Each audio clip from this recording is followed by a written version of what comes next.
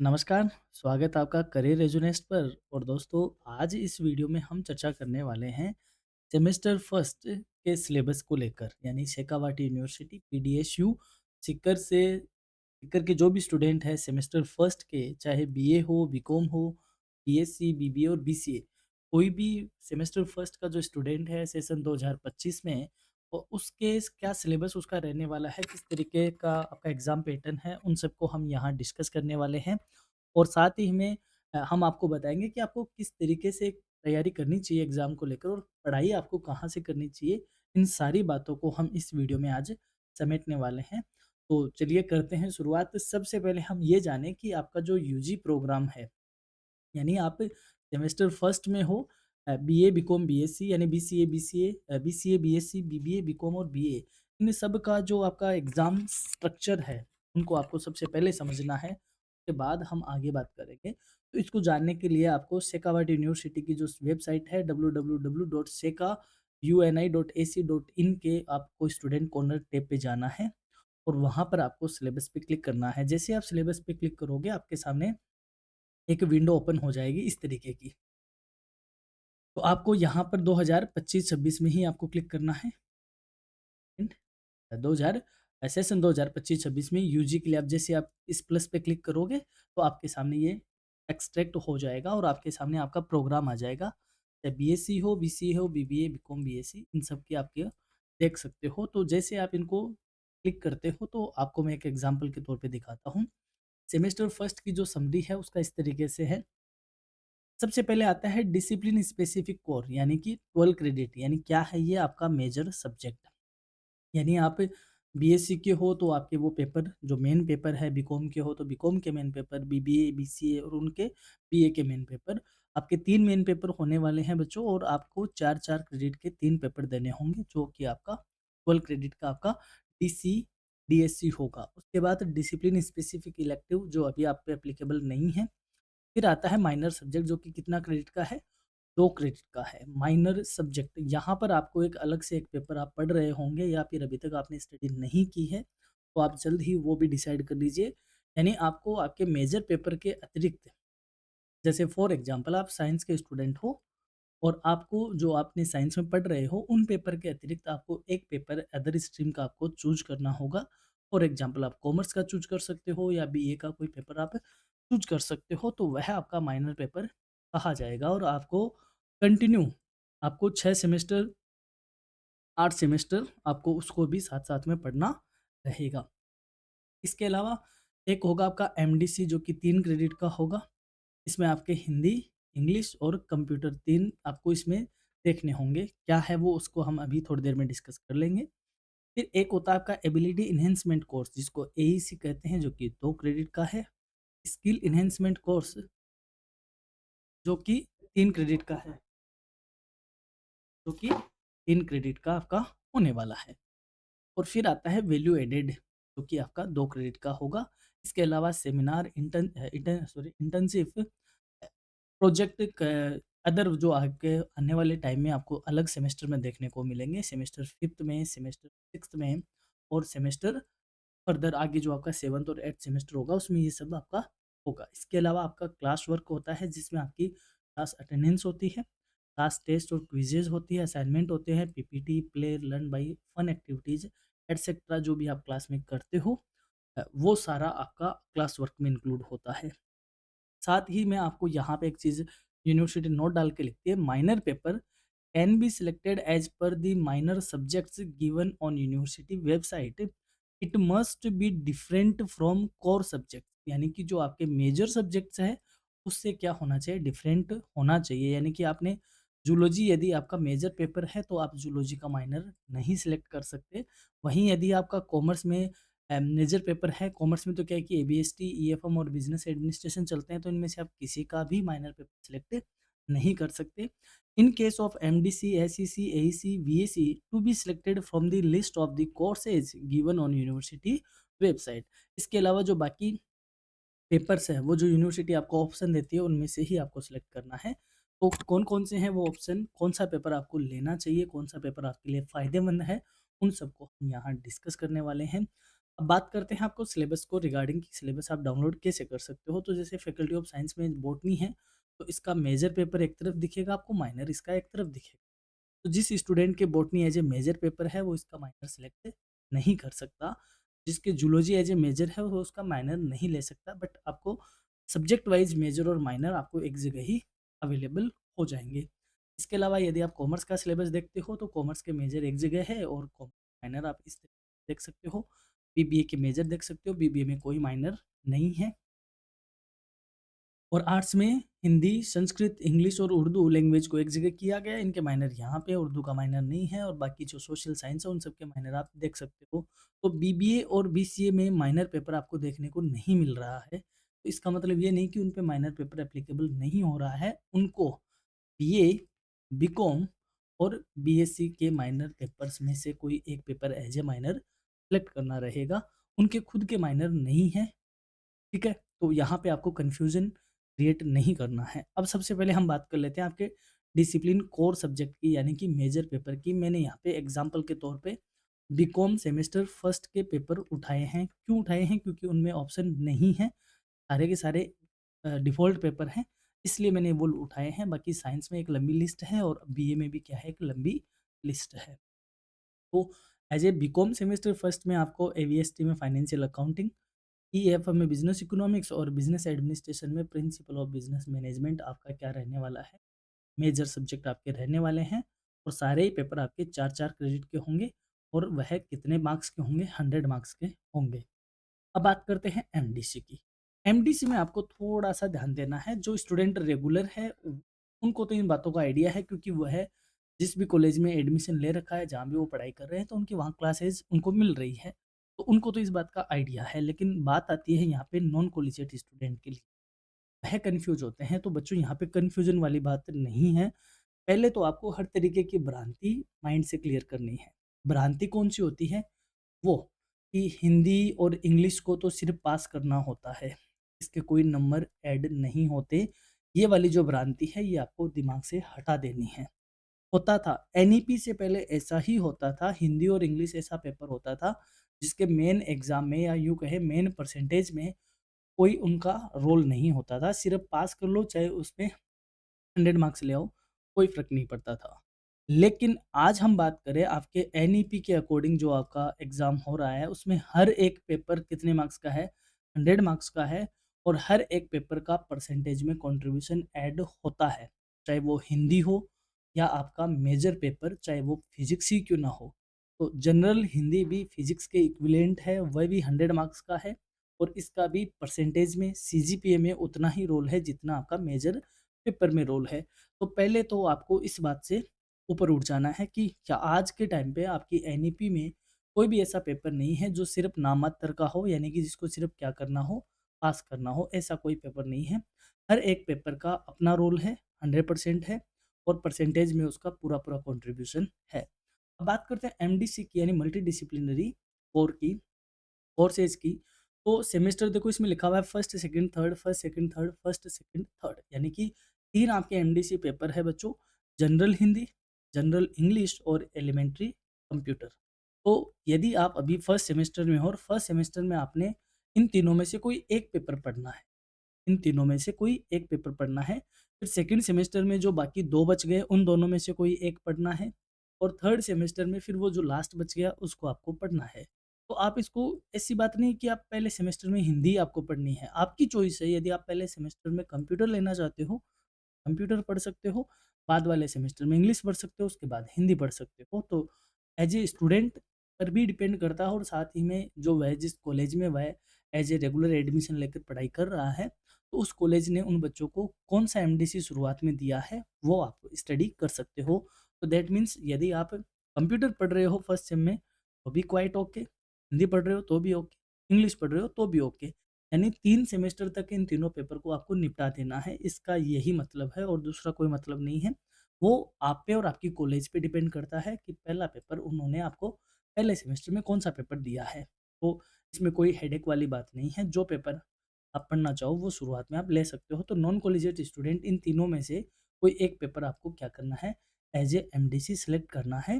फिर बाद में जो 2 बचेंगे उनको आगे आप सेकंड और थर्ड सेमेस्टर में कंसिडर करोगे। अब बात करते हैं एईसी यानी एबिलिटी इन्हेंसमेंट कोर्सेज की। अब इनमें देखो आपको 3 ऑप्शन दिए हैं यूनिवर्सिटी ने 1, 2 और 3। इन तीनों में से बेस्ट आपके लिए कौन-सा रहने वाला है? तो यदि आप देखो 3 ऑप्शन हैं क्रिएटिव राइटिंग, इंग्लिश कम्युनिकेशन और एनवायरमेंटल स्टडीज़।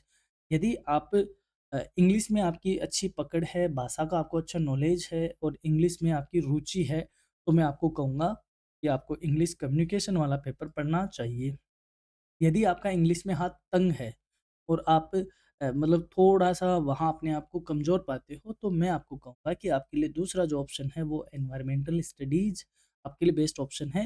ये इसलिए बेस्ट है क्योंकि यदि आप 10th तक भी आपने जो साइंस अपने पढ़ी है, छोटी-मोटी जो आपने 10th तक जूलॉजी और बॉटनी का जो पार्ट आता है, वो कहीं न कहीं आपको यहाँ मदद करेगा। साथ ही में आपने छोटी क्लासेज़ में 9th-12th में 9th और 10th में आपने एनवायरमेंटल स्टडीज़ ऑलरेडी पढ़ी है, तो पॉल्यूशन क्या होता है, किस तरीके से पर्यावरण को प्रदूषण किया जाता है, तो वगैरह-वगैरह वो सारी चीज़ें आप यहीं स्टडी करोगे। तो यदि आप इंग्लिश में कमज़ोर हो या वहाँ अपने आप को थोड़ा-सा आप ऐसे पाते हो, तो मैं आपको कहूँगा कि आपके लिए बेस्ट ऑप्शन रहेगा एनवायरमेंटल स्टडीज़।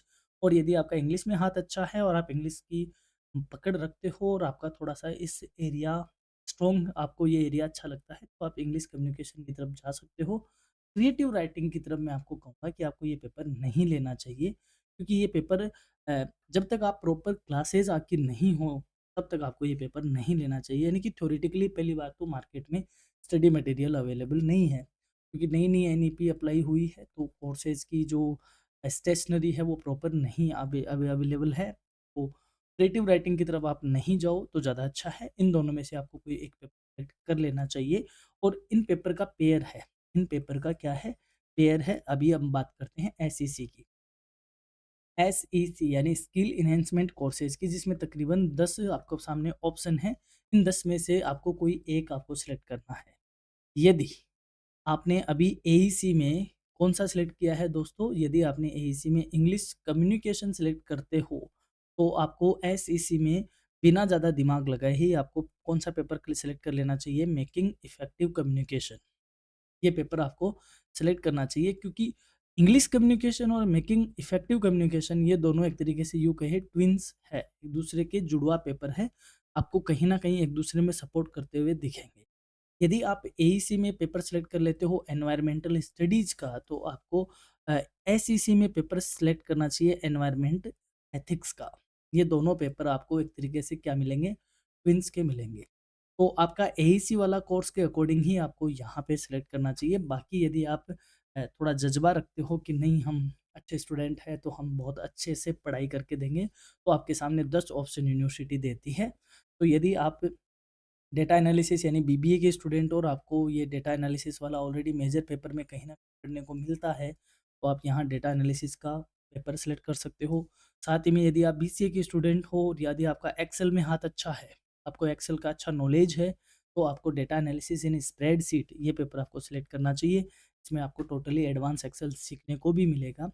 और वहीं यदि आप साइंस के स्टूडेंट हो, एग्रीकल्चर वगैरह-वगैरह आपके ऑप्शन में है, तो एग्रीकल्चरल मार्केटिंग आपको लेनी चाहिए। Mushroom cultivation, vermi culture, biological tools ये सारे आपको वहीं पे यानी साइंस के पॉइंट ऑफ व्यू से आपको अच्छे पेपर मिल सकते हैं। साथ ही में यदि आप पाइथन वगैरह जानते हो, तो आप कोडिंग के अकॉर्डिंग ये देख सकते हो।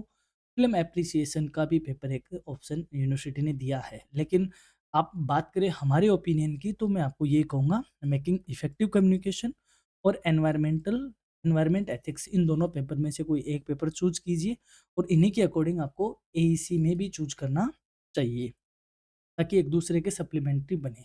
अब बात करें वैल्यू एडेड पेपर की यानी वीएसी पेपर की, वैल्यू एडेड। इसमें आपको यूनिवर्सिटी ने 5 ऑप्शन दिए हैं। पहला है monuments of Rajasthan, general overview, data analytical for financial decision making, वैदिक mathematics, women empowerment and sustainability and ISO certification. इन पांचों ऑप्शन में से यदि मैं आपको एकदम पर्सनली बात करूं कि कौन सा आपको पेपर लेना चाहिए, तो बिना ही ज़्यादा सोचे समझे आपको मॉन्यूमेंट्स ऑफ राजस्थान वाला पेपर लेना चाहिए। जब आप एग्ज़ाम भी देने जाओगे, तो ये वो पेपर है जिसकी यूनिवर्सिटी को सेपरेट एग्ज़ाम करवानी पड़ती है। इसमें इतने बच्चे इकट्ठे होते हैं, क्योंकि सबसे आसान पेपर जो आपको एक बार पढ़ते ही दिमाग में छप जाएगा, जयपुर क्या है, हवा महल क्या है, चित्तौड़गढ़ क्या है, जैसलमेर क्या है, इस तरीके का जनरल ओवरव्यू वाला पेपर है और बहुत आसान सा पेपर है। शेखावाटी सर्किट की इसमें बातें होती है। ऐसा पेपर, क्योंकि ये आपका स्कोरिंग पेपर है, मैं ये इसलिए नहीं कह रहा, ये आपका स्कोरिंग पेपर, और स्कोरिंग पेपर आपका सीजीपीए बढ़ाएगा, आपका परसेंटेज भी बढ़ाएगा।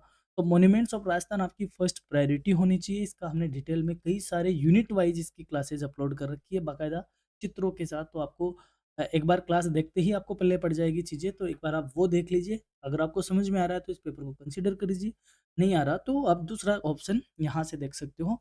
सेकेंड ऑप्शन आपके लिए वुमेन एम्पावरमेंट, वीमेन एम्पावरमेंट, ये आपका सेकंड ऑप्शन होना चाहिए। फर्स्ट पे आपको मॉन्यूमेंट्स और सेकंड पे वीमेन एम्पावरमेंट। और उसके बाद भी यदि आप दोनों नहीं लेते हो तो सस्टेनेबिलिटी एंड आईएसओ सर्टिफिकेशन वाला पेपर भी एक अच्छा ऑप्शन है। वैदिक मैथमेटिक्स आपको आती है तभी इसकी तरफ जाना, अगर नहीं आती है तो आप ये पेपर मत कंसिडर करना। और data analytics for financial decision making, ये थोड़ा सा टेक्निकल पेपर है। यदि आप बीबीए के स्टूडेंट हो तो आप इस पेपर को कंसिडर कर सकते हो। लेकिन मेरा ये मानना है, क्योंकि शुरुआती फेज ही है आपका, तो स्कोरिंग अच्छी बिठाओ। स्कोरिंग के लिए वो पेपर कंसीडर करो जो आपके स्कोर को आपको बढ़ाते हो। तो monuments of Rajasthan is quite good option. उसके बाद वीमेन एम्पावरमेंट।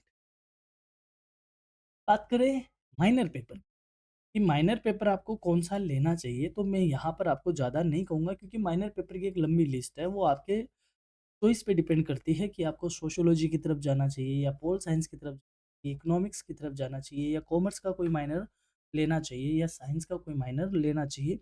माइनर आप अपने अकॉर्डिंग डिसाइड करो कि आपको माइनर कौन सा पढ़ना है।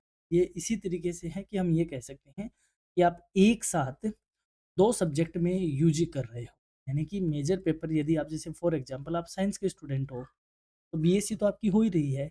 साथ ही में आपने क्या ले लिया, माइनर में इकोनॉमिक्स ले लिया, तो आपकी बीए भी होगी किसमें, इकोनॉमिक्स में। तो आगे चलकर आप इकोनॉमिक्स में भी आप क्या कर सकते हो, मेजर स्टडी कर पाओगे। ये आपके लिए एक अलग ऑप्शन हो गया। माइनर का मतलब ये हुआ।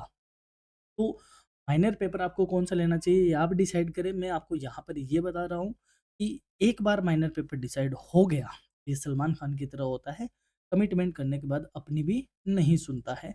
आपको फिर उसको पूरी डिग्री तक क्या करना पड़ेगा, कंसीडर करना पड़ेगा, पढ़ना ही पड़ेगा। तो फर्स्ट सेम में आपने जो माइनर ले लिया, वही माइनर आपका पूरी डिग्री होने तक साथ रहेगा। यानी उसी के ही आपको पेपर, उसी सब्जेक्ट के पेपर आपको पढ़ने पड़ेंगे एज ए माइनर। तो यहाँ पे थोड़ा सा आपको विचार करना चाहिए, अपने आसपास के स्टूडेंट्स को साथ, सीनियर्स के साथ, अपने गुरुजनों के साथ, या फिर हमारे साथ, जो भी आपकी जो क्वेरी हो हम आपके लिए ओपन हैं।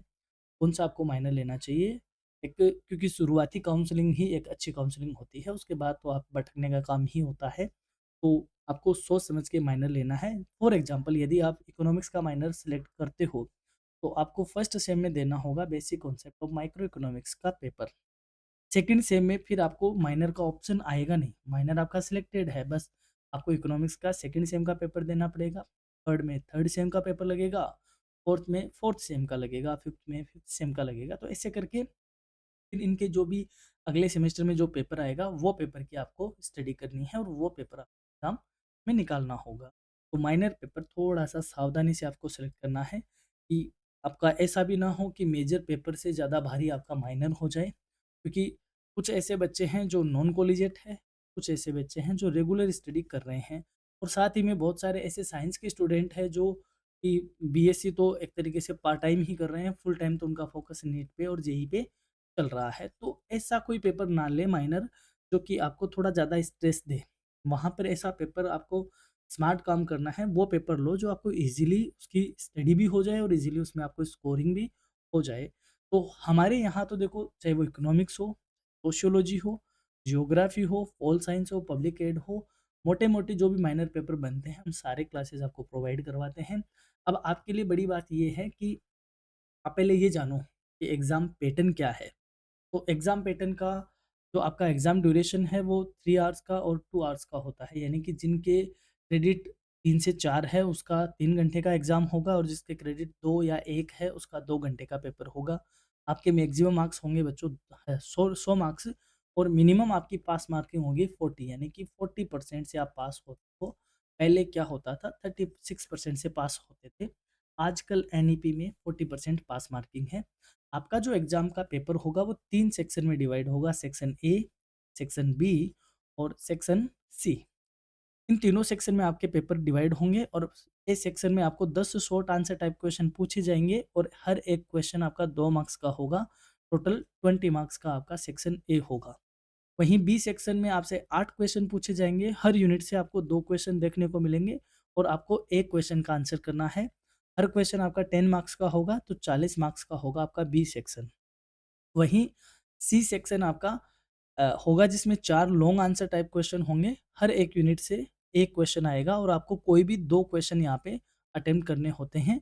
20 मार्क्स के ईच क्वेश्चन होंगे, यानी कि प्रत्येक क्वेश्चन 20 मार्क्स का होगा, तो 40 मार्क्स का आपका सेक्शन सी होगा।